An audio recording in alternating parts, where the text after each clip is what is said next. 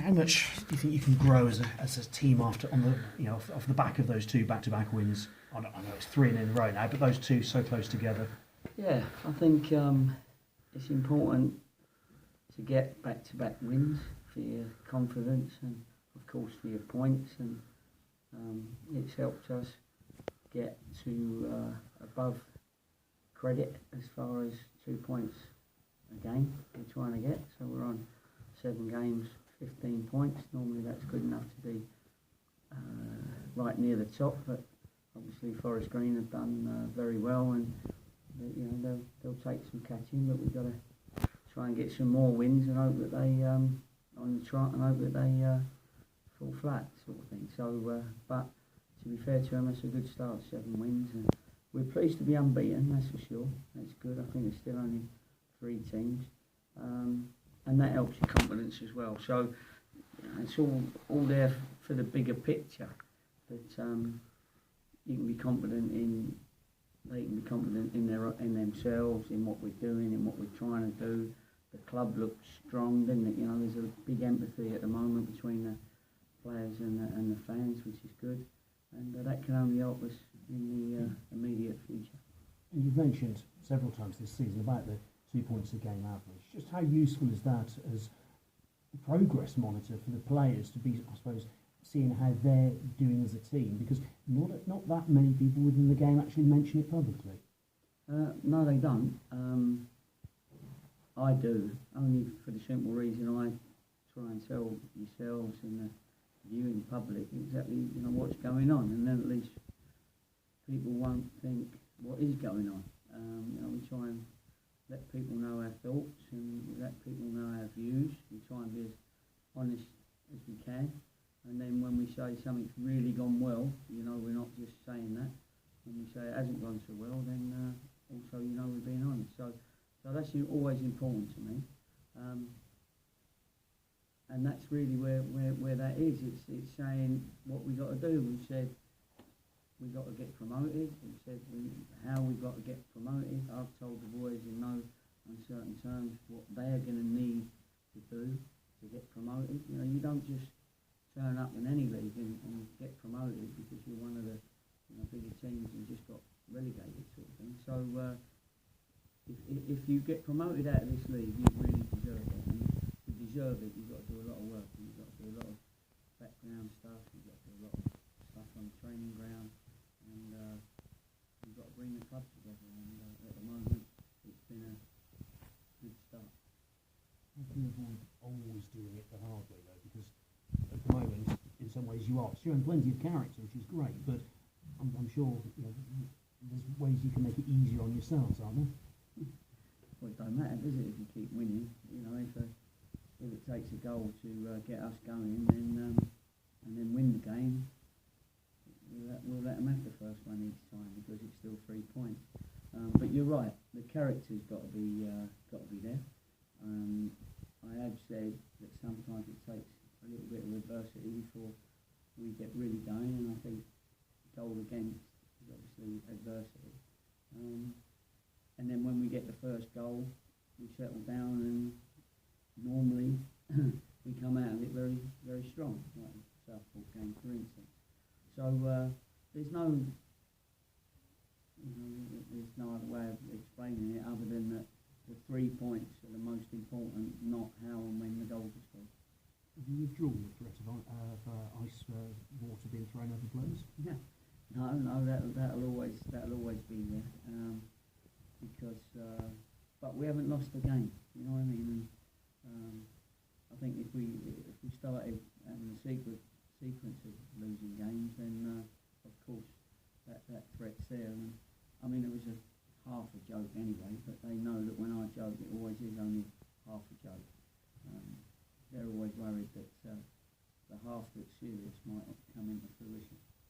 Do you feel your team's beginning to gel now a little bit better? Because obviously so many new faces coming together at the start of the season, and you've made 1 or 2 changes, but it's the form's actually continued on that upward turn. Yeah, I think we've grown as a squad, as in numbers of what I class as first team players. I've been really pleased with the lads that have come in and come on off the bench and played their part. So I think that the like people like Rowie and Asa Hall and Josh come in, Billy now, but players they've always got to perform themselves as individuals. And at the moment, I don't feel we've yet got to a 90 minutes where I felt we was at in pre-season. Of course, it's different pre-season; they're friendlies, and this is the big battle when you start playing in proper games. But there's lads that need to up their individual performances a little bit as far as quality is concerned. But what they are giving is their all, and that's all we can ask for until their form becomes very consistent as individuals. So I'm not going to scream and shout yet about our play and our game, but that commitment wins football matches, and that's what we've been doing. Different challenge will go into Altrincham be, if you like, one of the less fashionable clubs in this division. Obviously, you've beaten a couple of the big ones recently. I think you have to treat them all like a big club. They're all dangerous. They've all got danger players. You know, when we look at the reports on all these teams, there's always a report that says so-and-so is dangerous. He's quick. He's strong. He scores goals. He's a good defender. You know, we don't take any of them lightly, and we certainly won't disrespect anyone for being a less fashionable side. It's only less fashionable to us that are a long way down south. I'm sure they're not less fashionable up there up north, sort of thing, to the northern lads. And they showed against Tranmere what they can do, can't they? Yeah, they did. It's a funny one really, because then obviously Southport went and beat them quite heavily on Saturday. So we'll have to wait and see which one of their teams turn up. But we've got to make sure that our team turns up. What's Lee Vaughan's future with the club? Because obviously he was placed on the transfer list at the end of last season. He's been injured for a while as well, so you've been waiting to get him fit. Where do things stand with him? Well, he's been fit a week. You know, he's been training for a week. He's looked strong in training. I think with Lee, he's that type of experienced player that needs to play games. And, you know, he's not one of those that has had many seasons where he hasn't played in most of the games at the club that he's been at. And I think this will be a difficult situation for him, just for the fact that it's difficult to get in games. It's a chicken and egg, because he's not going to be match fit unless he has matches. And if somebody misses most of pre-season and then misses the first 7-8 weeks of the season, and 7-8 games of the season, then it becomes difficult. But he's here, and he's got to knuckle down. He's got to work hard, and when the opportunity comes, he's got to be ready for it. So there's no real change from where we was before. It's just it's Lee getting his fitness first with the first team now, and then seeing if we can't get him any sort of match fitness to get him sort of a bit nearer the first team. I mean, he's an enthusiastic character. Has he impressed you with that attitude?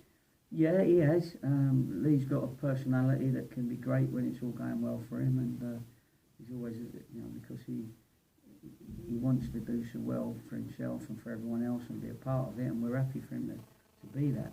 But sometimes he can be a little bit down in himself if things ain't quite going to plan. So we're going to need to keep his pecker up as we go along, and he's just got to wait for his opportunity.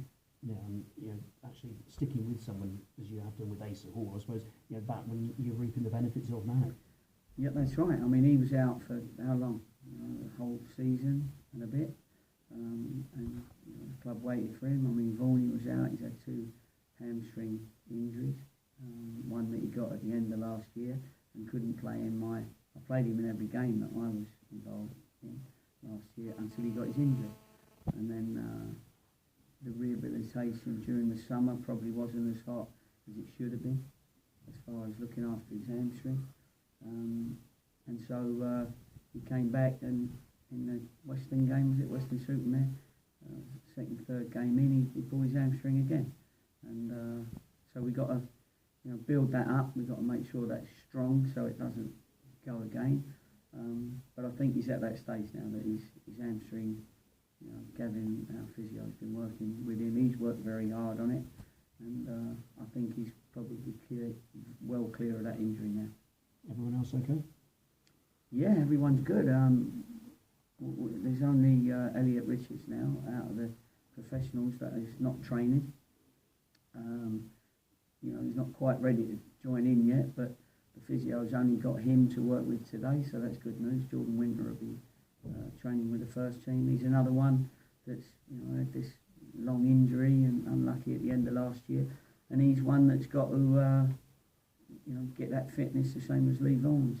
But it's always a difficult situation when you haven't got sort of reserve team football or anything like that. But anyway, we'll work them in training. We'll try and get them sharp, and they both, Lee and Jordan Winter, have worked their socks off to get fit and every day, and certainly since the season, since they were free of their injury, the last 3 or 4 weeks, they've almost done a pre-season. Thank you, good luck. No problem. Gary, you mentioned Elliot there. How much of a good thing was it for the whole group to hear that news earlier in the week? Well, it was great. He's a little bit of, he's a bit of a superstar here. People, take a lot of time out. The new players, you didn't know him before, but obviously we all have empathy with somebody who's going through or went through what he's been through. So you can see on his face the good news, if you like, and he's joined in with us a couple of times. You can see his quality in his finishing, even now. So you never forget that, you never lose that. And it's just going to be that fitness and that lung power that you've got to get back, and I'm sure he will. So it's nice when he joins in with us for the odd 10 minutes, but at the moment he's got to build up his fitness. But with the rest of them, has it been a case of telling them to just take it easy for the last couple of days, given what they went through over the weekend? Oh yeah, that's right. Well, we gave them a couple of days off because we worked. We played on Saturday and Monday. We was in on Sunday. They deserved their break. We said we don't want you flying off to the Bahamas for 2 days or driving home or anything like that. We need you around. We need you to relax and rest. And then today we'll look at it again. We'll start a little bit of sharpness and probably get them breathing heavy today in preparation for Saturday. You look at Altrincham's results against the teams that have been relegated. They had a good one against Bristol Rovers and a good one against Tranmere. Is it going to be an attitude game more than anything else up there, turning up at a smaller ground? Yeah, I think so. But I try not to leave anything to chance because we respect them. We're not going to say, look, we've only got to turn up and fill your boots. That's not going to happen. We got to play our game and we got to be on our game. Otherwise, any team in this league can beat you if you're not on your game. And maybe one day our boys won't be on their game, and then they'll get they will get a bloody nose from the opposition. And I like it when I hear the opposition managers saying that we bullied the team, or I'm sure he didn't mean bully as in schoolboy bullies, but we demoralised the team when we went and saw people 10 men, and to demoralise a team and to make them feel that way that you bullied them means that you've had to have put in a lot of work and a lot of effort, and then see how the opposition handle that. Is it a case of if you work as hard as Altrincham, the quality that the players have got should be able to shine through? Well, you'd hope so, yeah. I mean, we don't know, do we? Altrincham has done well against Tranmere and not so well against Southport, and you think, well, that don't quite add up. So, as I say, we've got to wait and see what both teams turn up, because players are at this level normally because of inconsistency. They all can play, they've all got a bit, but the more consistent teams will win the league, and the less consistent ones will struggle.